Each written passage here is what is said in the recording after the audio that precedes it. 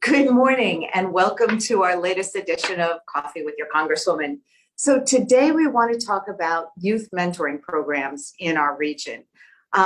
This year I've had the honor of heading up the Youth Mentoring Caucus in Congress, and it's a bipartisan group of members of Congress who are dedicated to building support for the youth mentoring movement on Capitol Hill. But of course, this is something that we've seen a lot of great programs right here in Philadelphia and the Delaware Valley. So mentors play a significant role in helping young people attend school regularly, find meaningful participation in extracurricular activities, graduate from high school, prepare for post-secondary goals and employment. A 2013 study showed that the strongest benefit from mentoring and the most consistent across risk groups was reducing depressive symptoms. And this finding is particularly noteworthy as almost 1 in 4 youth have reported worrisome levels of these symptoms at baseline. So our plan in Congress is to be very active within the limits of Zooming and the COVID pandemic. But we have had briefings for members of Congress and their staffers, and we're trying to push through some legislation to close the mentoring gap for the 1 in 3 young people growing up without a mentor's support. So I'm really excited to talk to our guests today about the work they've done for the young people in our community and how their programs connect kids and mentors, both in the past and now during the pandemic and in some new ways. So the different aspects of child well-being that these mentoring programs focus on include physical activity, nutrition education, career and educational development, and coping resources for trauma and mental health struggles. Before COVID-19, we knew that about 9 million young people lacked meaningful connections with adults outside their homes. And obviously, the past year has been very challenging for everyone, but particularly challenging for kids and young people. And they've had some real setbacks in terms of academic learning loss, mental health struggles, and lack of job opportunities. So as we assess the effect that the past year has had on our kids and look towards solutions to address their struggles, I think the role of mentors and mentoring programs needs to be part of the conversation. We know that mentoring improves outcomes for young people across the board, and it can be a powerful tool in helping connect our kids and helping them move forward. So our guests this morning include Beth Devon, the Executive Director for Philadelphia Youth Sports Collaborative, Janine Fallon-Ankaitis, the Executive Director for Chester Youth Soccer, Virginia Sando, the Program Director for Constitutions High's mentoring program and the Chief Diversity Officer at Ballard Spahr, my former law firm, and Jamar Daniels, the Program Director for Amachi Chester, PA. So, Beth, can you tell us about the Philadelphia Youth Sports Collaborative and the mentoring programs that you're involved in? Sure. So the collaborative is a group of 57 nonprofit organizations in Philadelphia that serve more than 62,000 kids in the area of sports-based youth development. So, traditional youth sports are presented in a programmatic fashion, but with this added layer of kind of wraparound services to support the youth in their positive youth development process. So sports is really just the hook to get the kids in the door. And then, we throw our arms around them in a lot of different ways to support them, whether it be educational, nutritional, or mentoring, which is part of all of it. And so when you look at what sports-based youth development really is, it centers around a few things. And one of them is trained coach mentors. Because what we know is that when you're mentoring children or, when you're working with anybody, the most important piece of that is relationships. Now, sports is kind of specifically set up or uniquely set up to support a lot of things, but the relationship between a child and their coach and a relationship between a child and their teammates or fellow athletes is really powerful.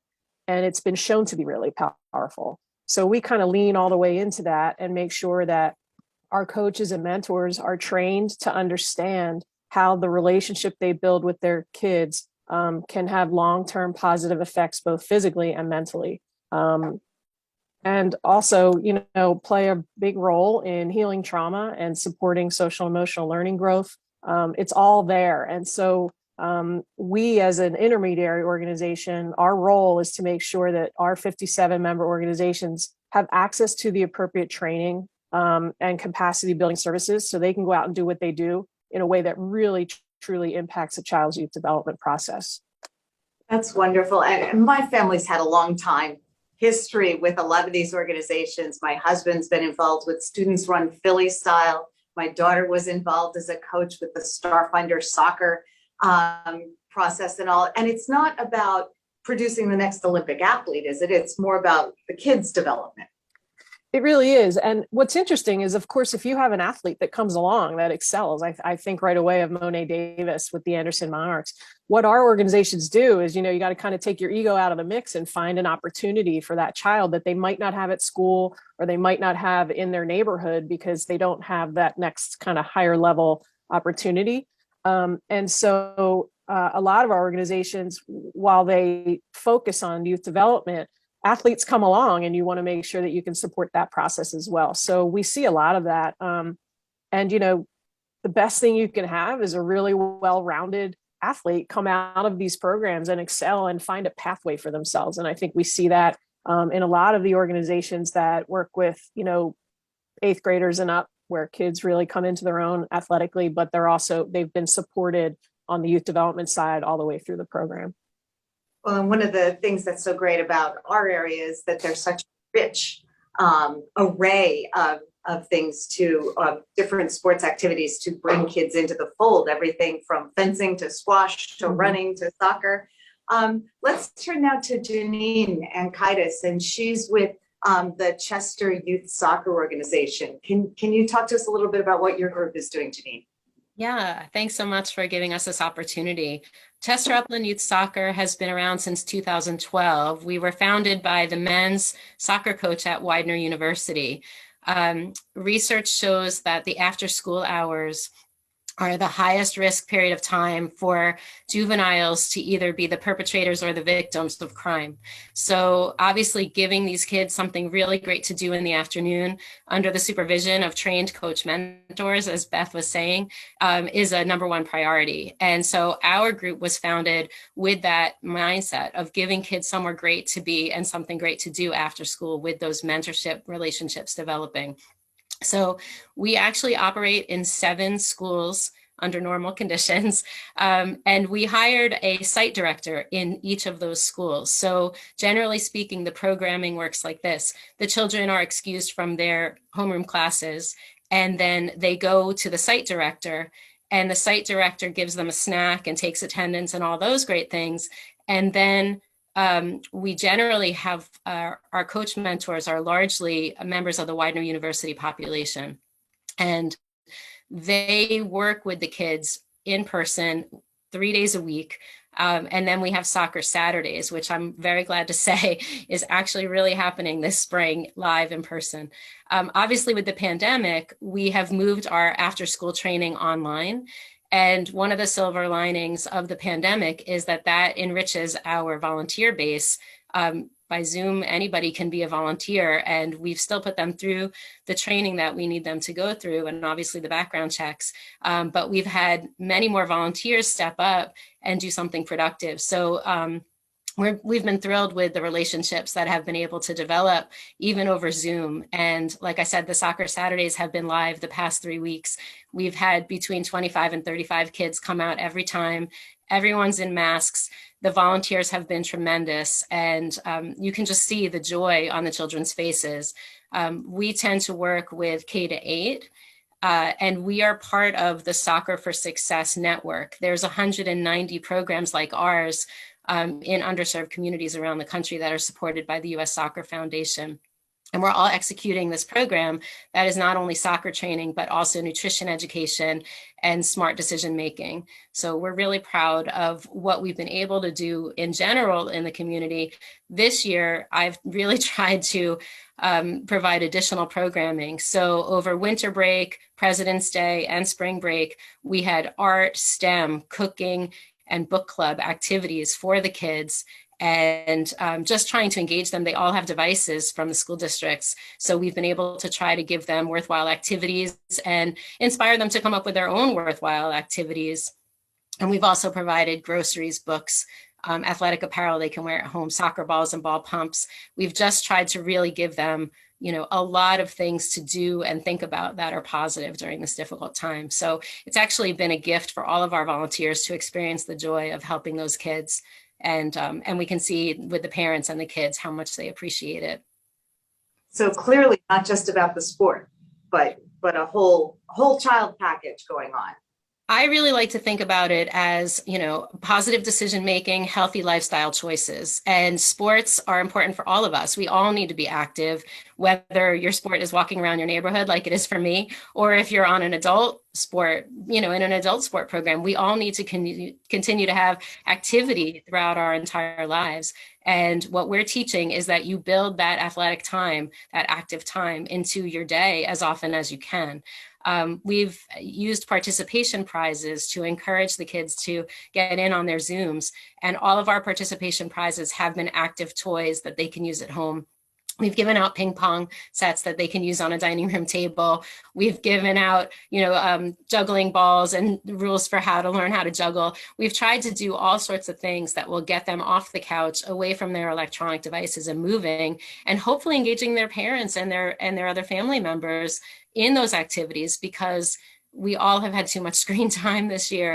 And anything we can do to get everybody moving and having fun together and feeling positive is great. Great. Well, let's switch gears a little bit, because so far we've talked about mentoring programs based on sport. But our next guest, Virginia Sando, is with a law firm that works with students in the Philadelphia school district at Constitution High, which has a focus on civics and the law.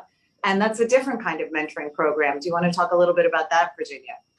Sure, Mary Gay, and thank you for Congresswoman Scanlon. Thank you very much for inviting me to participate in this conversation. So at Ballard Spar, 15 years ago, we entered into what we like to think was a groundbreaking pipeline partnership. We partnered with the Philadelphia School District, the National Constitution Center, and the Gilder Lehrman Institute of American History to sponsor a high school near our office called Constitution High School. The student body there is 95% students of color. And as the Congresswoman mentioned, it's focused on civics and history and law and democracy.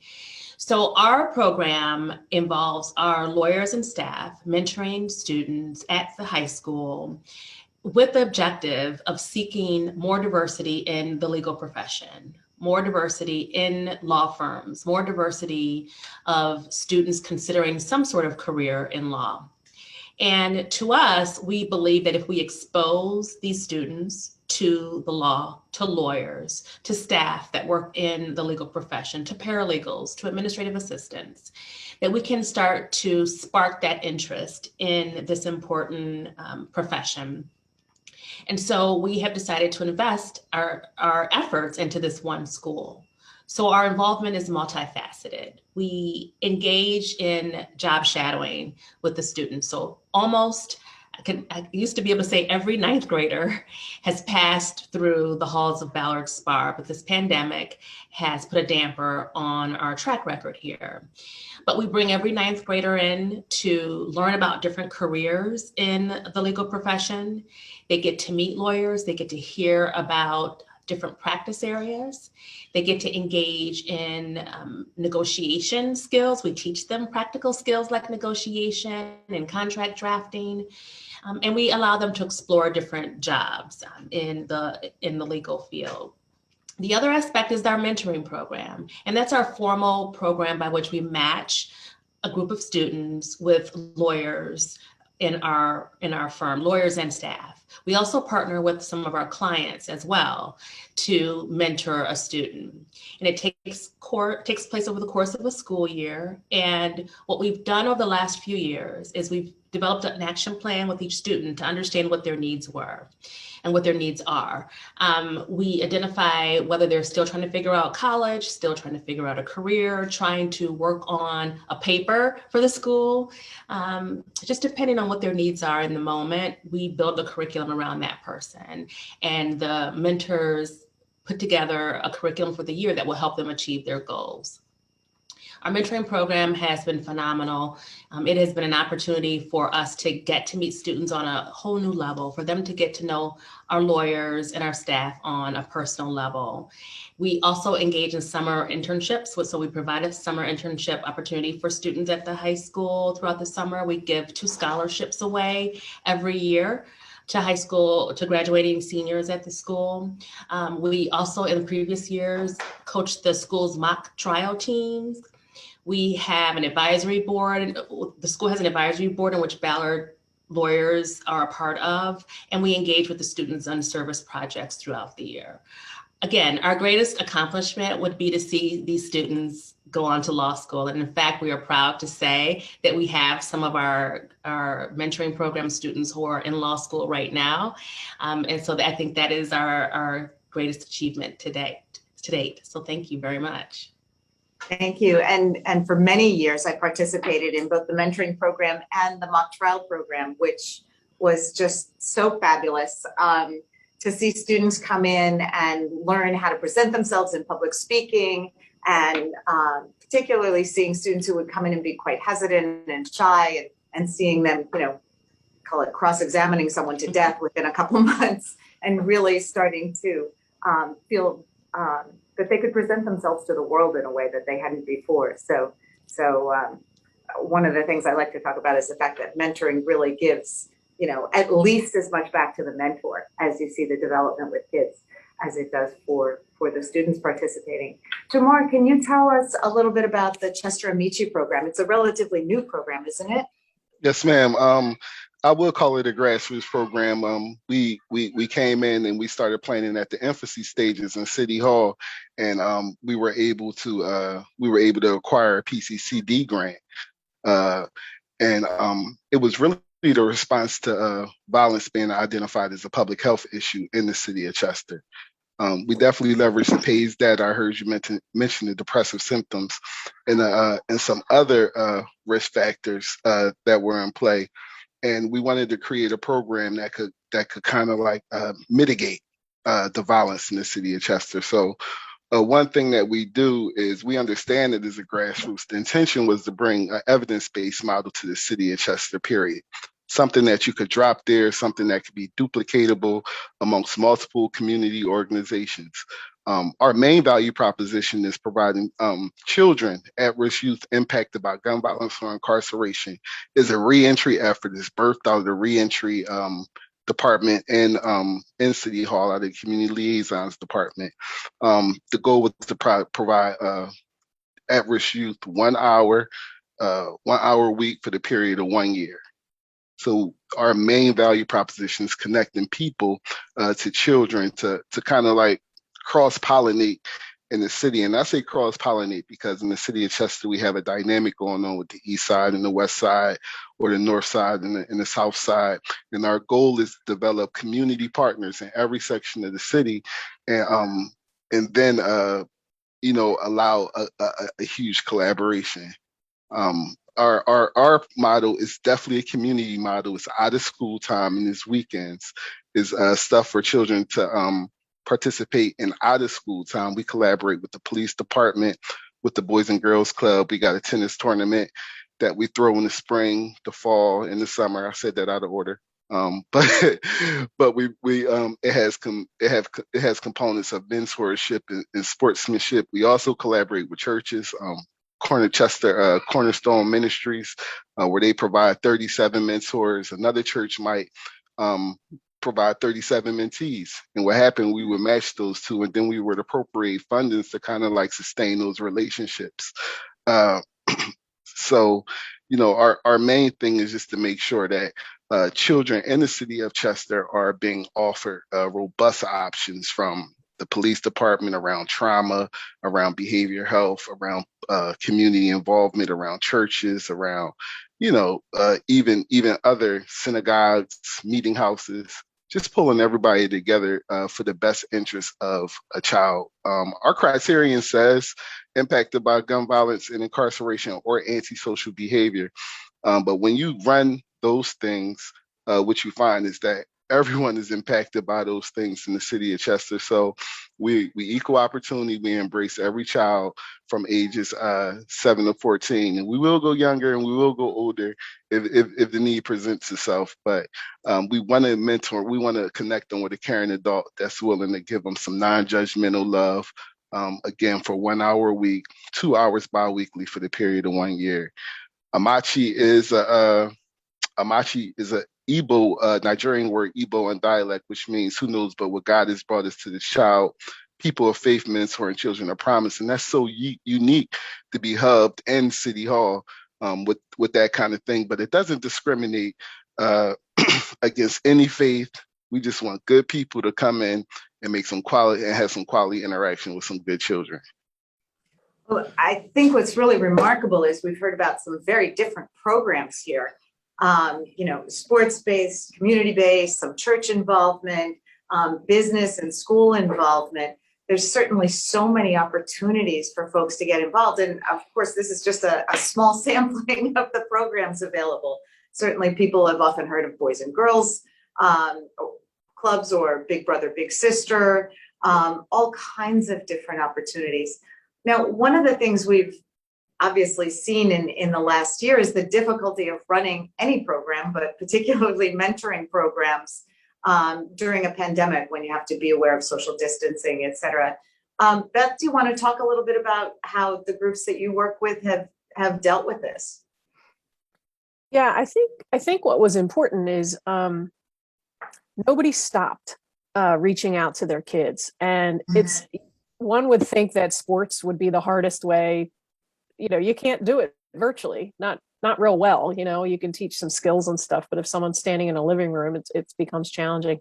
But I think what was important, and Janine touched on this, is, we saw all of our organizations just shift into crisis mode and support their families outside of sport. And that's that relationship building that happens in these types of programs where, it just proves it's more than the sport. It's making sure that the kids and their families have food or have access to what, services that they need to get through this time. And so, when you think about the activity is the activity to get people interested, but the relationship building and mentoring is what's really, that's the heart of what all of us do, I believe. And so I think as we come out of the pandemic, one thing we want to make sure is that our mentors are prepared to really deal with the challenges. Like, kids have been traumatized. I said, even if you're in the most supportive home in the world, this was still really hard. And so when you work with families or youth that are negatively impacted by poverty or in dangerous neighborhoods, these kids are going to come out and go back to school, and it's not going to be like, we're not going back to normal. So I guess I am a huge proponent for any of the services around educating and supporting the mentors themselves. And, we work with Mentoring Independence Region. They do the training for all Big Brothers, Big Sisters. They have great workshops on how to be a good mentor.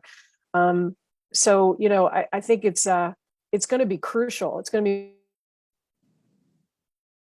more critical than ever for our mentors, kids get back in front of them to really understand what could be going on in that child and how they have been impacted by this past year.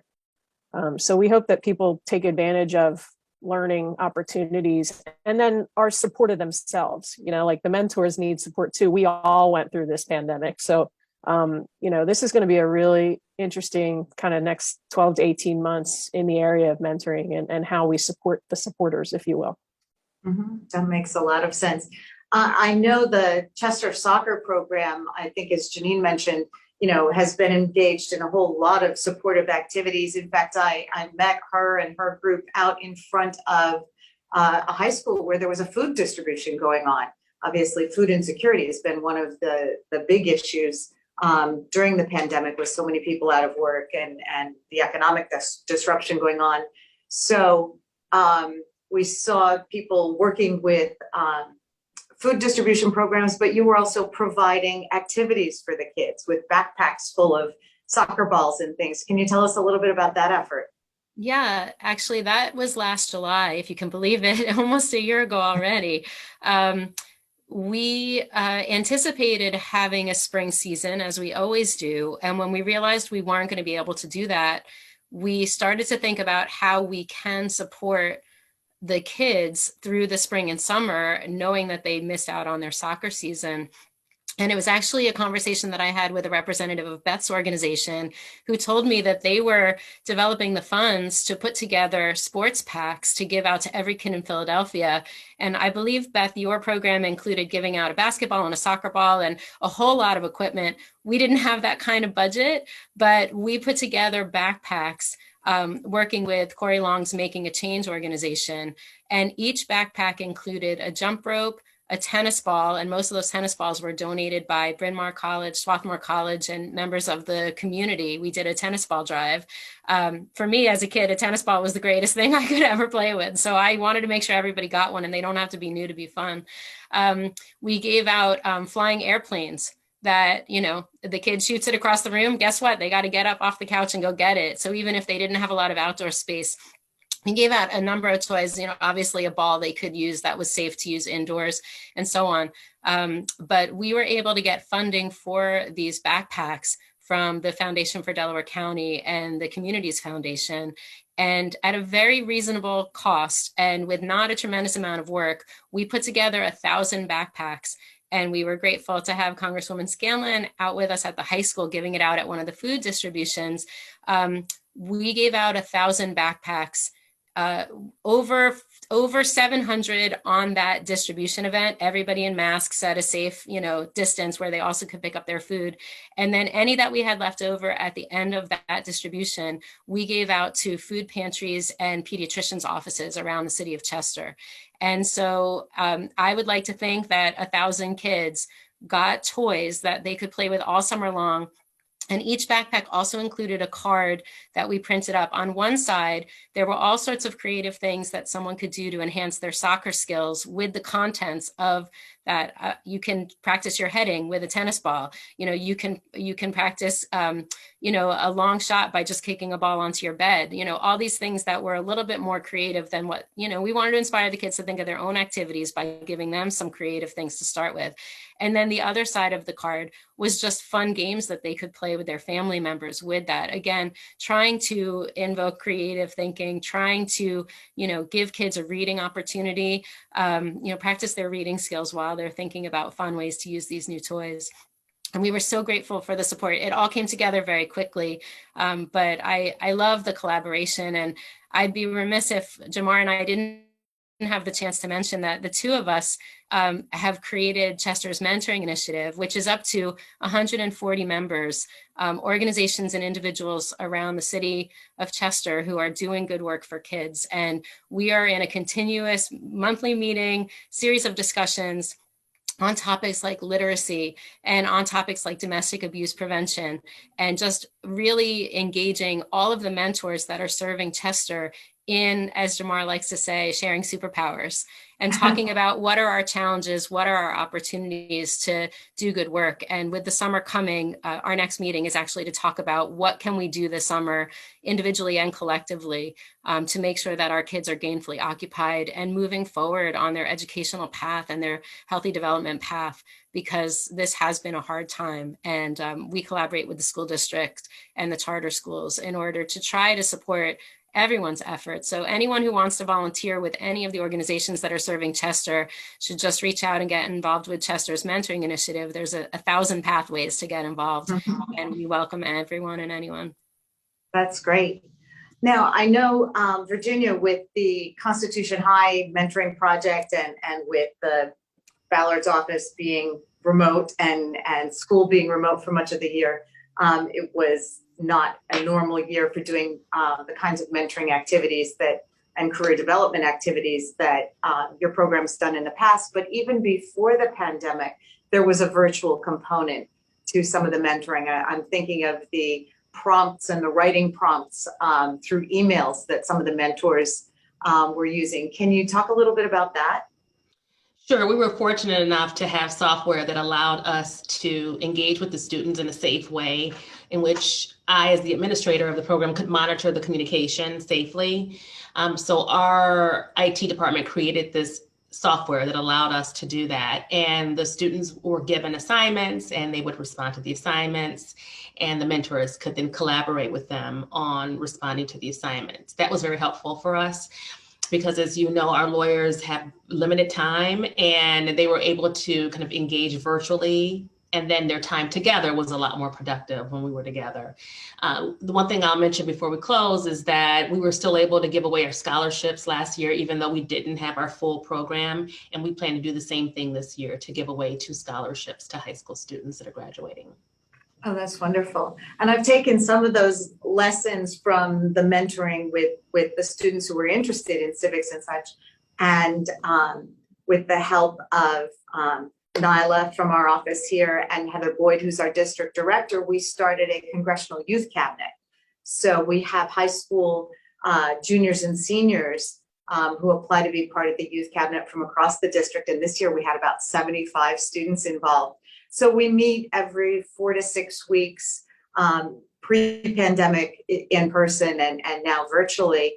But it's young people who are really, really interested in government and policy. So early on, when we meet first in the year, they talk about the issues they're interested in, and then we try to bring in people who are experts in those issues to talk about what's going on, and then of course to keep them up to date on what's going on in DC. But we've got a group chat and such. They give me advice on what to do, or ask really, really interesting questions about why certain things are happening.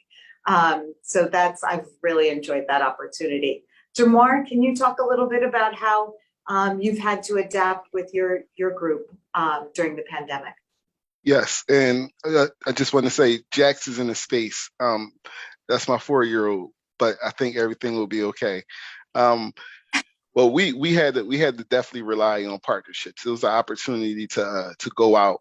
Amachi is a part of the Chester Police Chaplains, where we do facilitations to train Chester Police Chaplains.